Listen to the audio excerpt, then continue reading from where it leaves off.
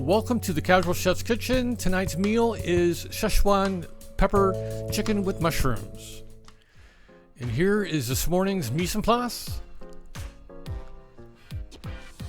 And the gathering of all the goodies for the sauce. Here's the completed sauce. And after prep. And the mise en place just before cooking in order. I'm going to be putting the cornstarch, salt, and Szechwan pepper on the chicken. Here's the chicken coated. Boiling water for the linguine.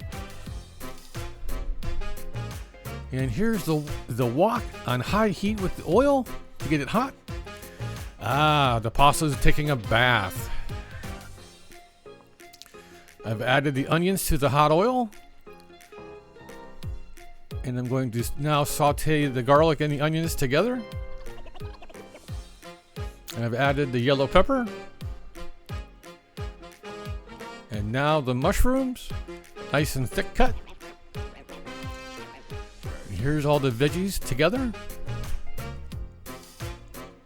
I pushed up the veggies up the side of the wok and I started to cook the chicken. Here's, after a few minutes, the chicken and veggies together. Here's the finished product in the wok. The pasta is done with its bath. And the finished product. Bon appetit.